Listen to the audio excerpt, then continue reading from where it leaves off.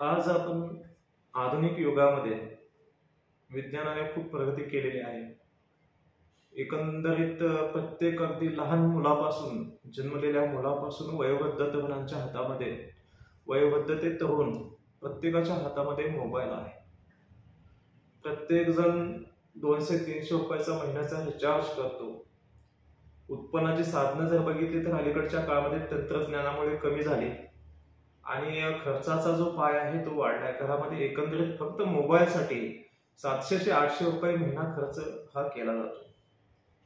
मी आज हा विषय काय घेऊन आलो आहे तर सर्वात महत्वाचा विषय काय आहे की कष्ट करण्याची जी प्रवृत्ती आहे ती प्रवृत्ती समाजामध्ये नष्ट होत जाणं हे खूप गंभीर बाब आहे. जसं अश्मयुगामध्ये माकडाच्या शेपटीचा वापर संपल्यानंतर ती शेपटी गळून माणूस तयार झाला, तसं माणसाची जी बुद्धिमत्ता आहे, जे स्किल्स आहेत त्याचा जर वापर झाला नाही तर निश्चितपणे त्या प्रतिभा, त्या बुद्धिमत्ता, त्या ज्या क्षमता आहेत त्या नष्ट पावण्याचा धोका हा आज उद्भवतो आहे. मी एक व्हिडिओ तुम्हाला मी सुरुवातीला दाखवलेला आहे. ह्या व्हिडिओमध्ये एसटी स्टँडवरती जवळजवळ प्रत्येक व्यक्तीच्या हातामध्ये मोबाईल आहे आणि प्रत्येक व्यक्ती, तरुण अगदी तरुणी सुद्धा ह्या मोबाईलमध्ये व्यस्त आहेत. नेमकं काय बघतात ह्या मोबाईलमध्ये आणि त्याचे दुष्परिणाम काय आहेत हा माझा आजचा विषय आहे. सततच्या मोबाईल वापरामुळे पहिली गोष्ट संवाद संपतो आहे. संवाद संपल्यानंतर संबंधामध्ये तुमच्या दुरावा निर्माण होतोय, एकाकीपणा वाढतोय. एकाकीपणा वाढल्यामुळे नातेसंबंध जे आहेत त्याचं महत्व कमी होत आहे आणि सर्वात महत्वाचं की जी सामाजिक परिस्थिती आहे त्याचं सत्य जाणून घेण्यासाठी जे इंटरेस्ट आहेत ते इंटरेस्ट सुद्धा संपत आहेत आणि त्याच्यानंतर त्यांच्या आरोग्यावरती होणारे दुष्परिणाम हे तर वेगळेच आहेत. सततच स्क्रीन समोर असल्यामुळं त्या स्क्रीनच्या माध्यमातून जे रेज बाहेर पडतात त्याच्यामुळे तुमच्या डोळ्यावरती, तुमच्या मेंदूवरती जे परिणाम होतात, त्याच्यामुळे आरोग्यावरती तर निश्चितपणे परिणाम होतोय. दवाखान्याचे खर्च वाढतायत. त्याच्यानंतर सतत मोबाईल हातात असल्या तंत्रज्ञानाचा वापर केल्यामुळं जी कष्ट करण्याची प्रवृत्ती आहे, कमीत कमी सारखं डिजिटल युगामध्ये गुंतणं हे सुद्धा अतिशय घातक का आहे?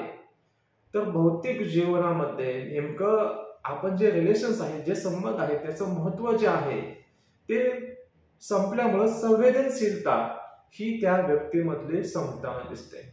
जरी शेजाऱ्याच्या घरात एखादा खून घडला तरी सुद्धा मला त्याचं काय घेणं देणं नाही, मला मोबाईलवरती त्याची बातमी आल्यानंतर कळतं, हे सुद्धा खूप गंभीर आहे.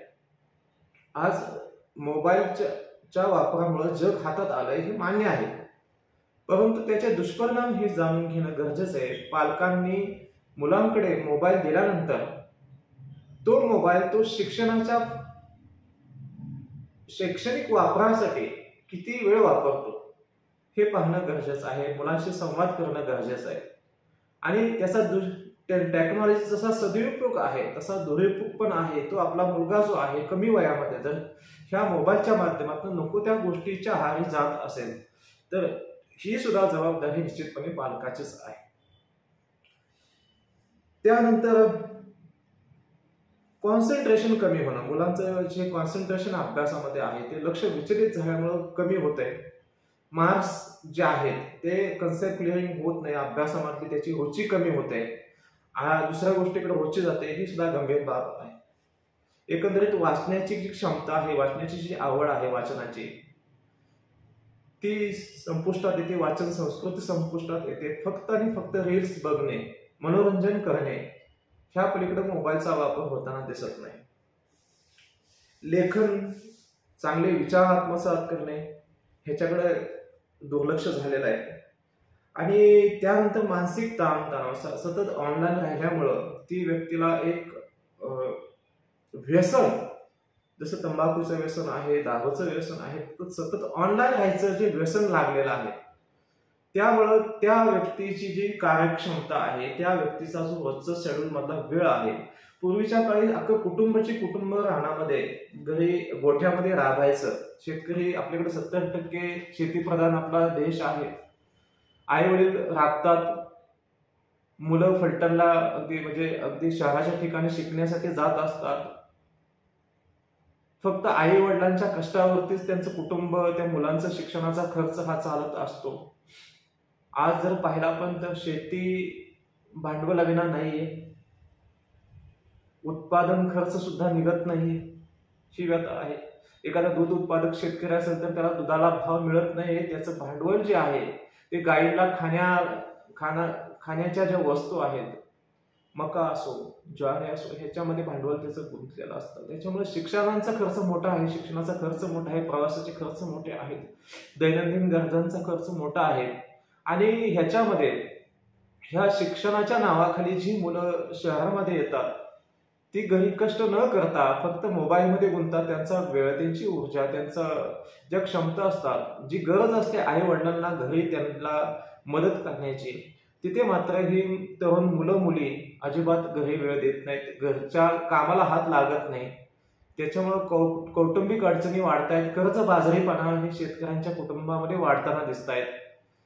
आणि ही शासनाची जबाबदारी नाहीच आहे, ही सामाजिक जबाबदारी आहे. त्याच्यामुळे प्रत्येक ह्या व्हिडिओच्या माध्यमातून माझ्या सर्व तरुण आणि तरुणींना, सर्व बांधवांना माझी विनंती आहे की लक्ष वेधून माझं घेण्याचा तुम्हाला प्रयत्न का आहे, तर आपण विनाशाकडे वाटचाल करतोय का, हा एक माझा प्रश्न आहे. त्यामुळे वेळेच जागा होणं आवश्यक आहे. एक सामाजिक भान सर्वांनी एकत्र येऊन ह्या प्रश्नाला गंभीरतेने घेणं गरजेचं आहे. आपण कुठे निघालोय? धावत्याच्या मार्ग पळून आपण स्वतःचा विनाश ओढून घेतोय का? एवढीच एक काळजी वाटली म्हणून सर्वांशी संवाद साधलाय मी. आपण आपल्या प्रतिक्रिया देणं हे अपेक्षित आहे. कमेंटमध्ये आपण आपल्या प्रतिक्रिया द्याव्यात हीच विनंती. धन्यवाद.